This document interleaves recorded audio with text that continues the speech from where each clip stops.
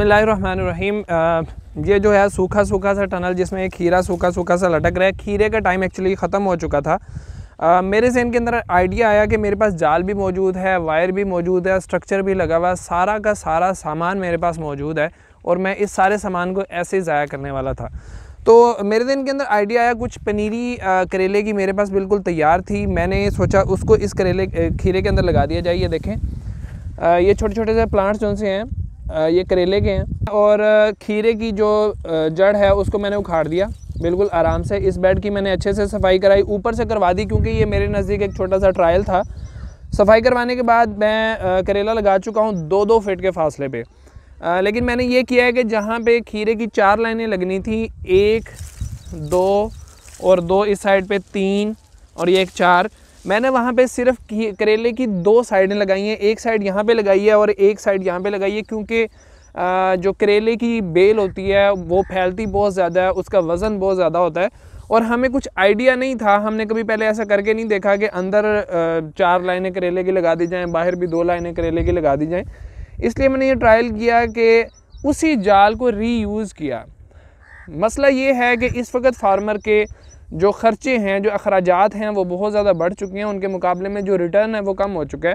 तो अब इस करेले के ऊपर सिर्फ़ और सिर्फ मेरी बीज की इन्वेस्टमेंट हुई है।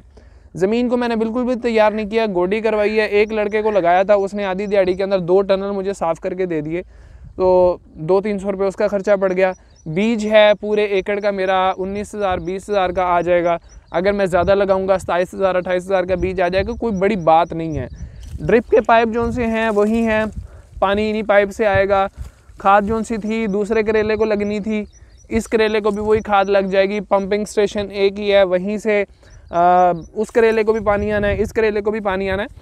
अब होगा ये कि ये करेला 2.5 महीने बाद जब तैयार होगा, उस वक्त तक जो करेला मेरा बाहर लगा हुआ है वो सारे का सारा करेला पुराना हो चुका होगा। पुराना होने की वजह से ना सिर्फ प्रोडक्शन के ऊपर फ़र्क पड़ता है बल्कि साथ साथ पौधे की जो फ्रूट होता है उसकी शाइन के ऊपर, उसके साइज़ के ऊपर, उसके कलर के ऊपर, सारी चीज़ों के ऊपर फ़र्क पड़ता है, जिसकी वजह से मार्केट के अंदर उसके रेट अच्छे नहीं मिलते।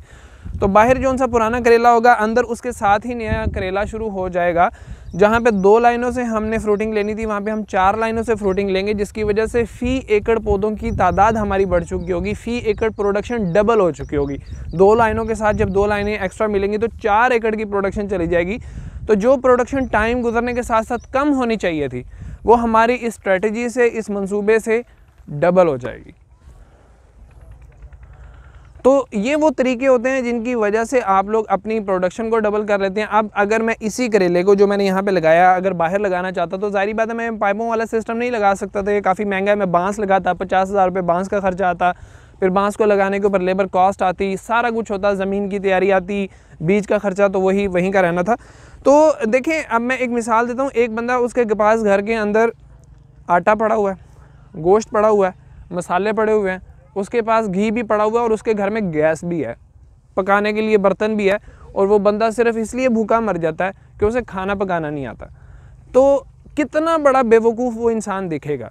तो ऐसे ही हमारे पास रिसोर्सेज सारे होते हैं, हमारे पास सामान सारे का सारा मौजूद होता है, लेकिन हम अनजाने में एक अच्छा आइडिया ना होने की वजह से अपने उस सामान को ज़ाया कर देते हैं और बाद में शिकवा करते हैं कि यार हम प्रोडक्शन नहीं ले सके, हम कमा नहीं सके।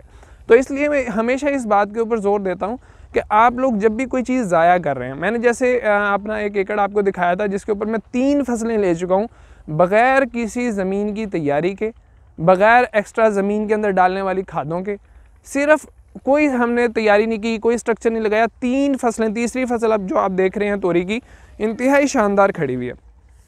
तो इसको कहते हैं कि अपने जो सोर्सेज हैं, रिसोर्सेज हैं, उन सारों को डबल इस्तेमाल करना, ट्रिपल इस्तेमाल करना, उनको निचोड़ लेना।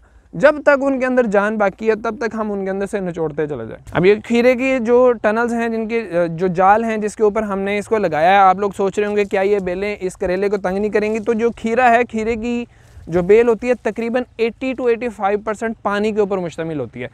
इसको उखाड़े हुए सिर्फ 2 दिन हुए हैं और इसकी ये हालत हो चुकी है। आने वाले 10 दिन 15 दिन के अंदर अंदर ये बेलें जो सी हैं, हो सकता है जाल के ऊपर से हवा के ज़रिए बिल्कुल ही झड़ जाए, उसका जिस्म बिल्कुल ही ख़त्म हो जाए, तो ये जाल बिल्कुल क्लीन हो जाएगा। अगर क्लीन होता नहीं है, थोड़ी बहुत ये उसके ऊपर पड़ी भी रहती हैं, तो उससे हमें कोई फ़र्क नहीं पड़ता। जो करेले की बेल होगी वो इसके ऊपर छा जाएगी और सारे का सारा इसको छुपा जाएगा। तो कोई भी चीज़ ज़ाया करने से पहले सोचें आप उसको दोबारा किस तरह से यूज़ कर सकते हैं, आप उससे पूरी तरह से फ़ायदा उठा चुके हैं कि नहीं उठा चुके हैं। अगर थोड़ी सी भी उसमें कसर बाकी है, निचोड़ें उसको, अच्छी तरह से उसको इस्तेमाल करें, उसके बाद उस चीज़ को ज़ाया करें, इंशाल्लाह आपके प्रॉफिट डबल हो जाएंगे। तो ये तो था मेरा आइडिया कि आप कैसे खीरे के टनल के अंदर, खीरे के जाल के ऊपर आप करेले को लगा सकते हैं। अगर आपके ज़हन के अंदर कोई ऐसा आइडिया जिसके अंदर हम अपनी फार्मिंग के अंदर पुरानी चीज़ों को यूज़ करके उनको अच्छी तरह से इस्तेमाल कर सकते हैं, तो आप अपना आइडिया मेरे साथ ज़रूर शेयर करें। कमेंट्स के ज़रिए से आप कर सकते हैं, मेरे व्हाट्सएप नंबर के ऊपर आप लोग कांटेक्ट कर सकते हैं। अगर फ़ायदा हुआ है तो इसको लाइक कीजिए, शेयर कीजिए, अपने दोस्तों तक फैलाइए, उनके एक्सपीरियंस मेरे साथ शेयर कीजिए। मज़हर अली को इजाज़त दीजिए, अल्लाह हाफ़िज़।